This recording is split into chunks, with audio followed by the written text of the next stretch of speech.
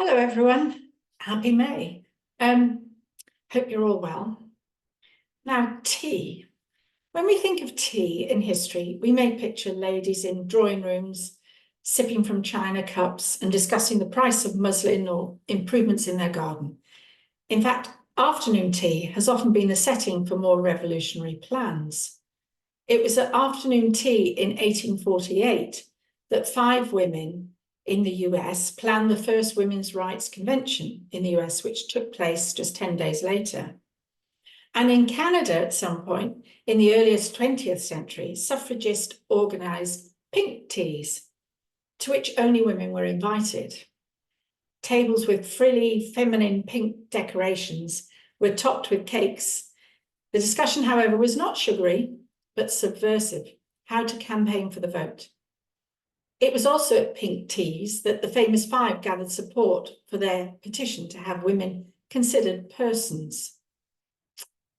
And I have to tell you about the tea that I've been drinking in Yorkshire in the last few weeks. Further to my request to carry out a president's visit to the regions of UK, you know, presidents have frequently gone abroad, gone to Asia, gone to the Caribbean, gone to Africa when Africa was part of our federation as a presidential visit.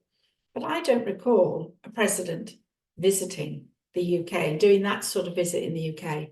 So I'm determined to get out and come and see you and spend some time in your areas.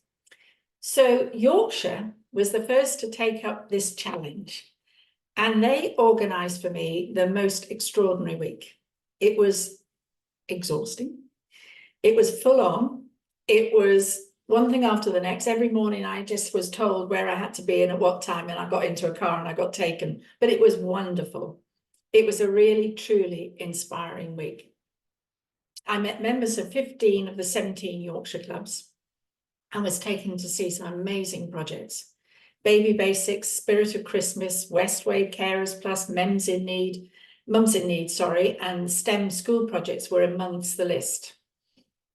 It was wonderful to witness all the volunteering, the partnerships, and the hard work being put in by Yorkshire Soroptimists. All the service that you in Yorkshire have been giving is a lesson and an example to us all.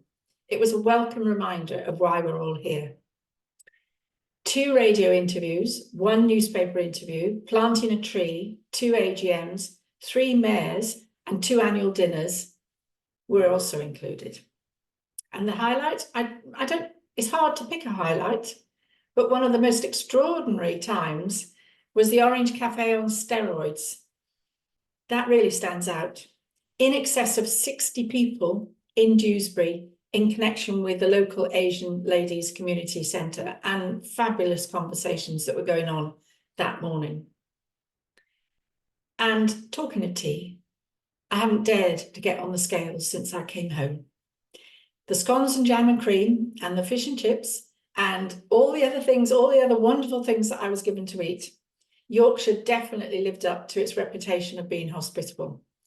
Thank you to all who made it such a wonderful week. And I really, really hope that other regions will take up the challenge and arrange a similar visit for me to their area. It takes a bit of work, and I know it's a bit of effort, but it would be great to be there and for you to have the opportunity to use the office of the president coming to your area if you can make the most of that. Another thing I have to tell you about this week was when Finance Director Chris and I attended an event at Wadham College in Oxford by invitation of the Cabinet Office. This was to introduce Shazia Chowdhury, who is the UK's candidate to be one of the members of the CEDAW committee.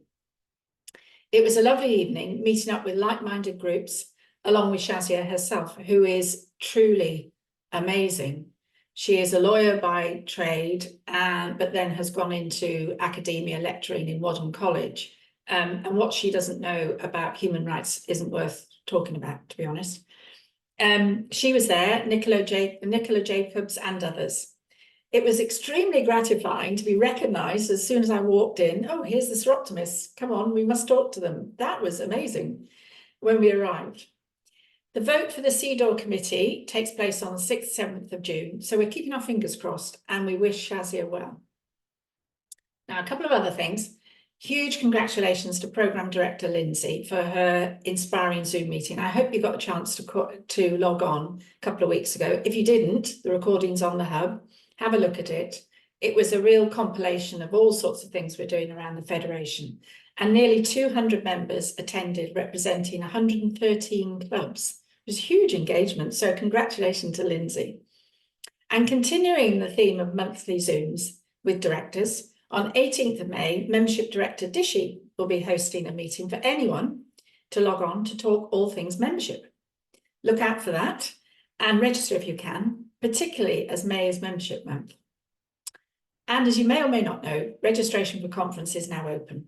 I know some of you have already registered, so please have a look, and I hope to see you in Edinburgh, although that's not for a few months.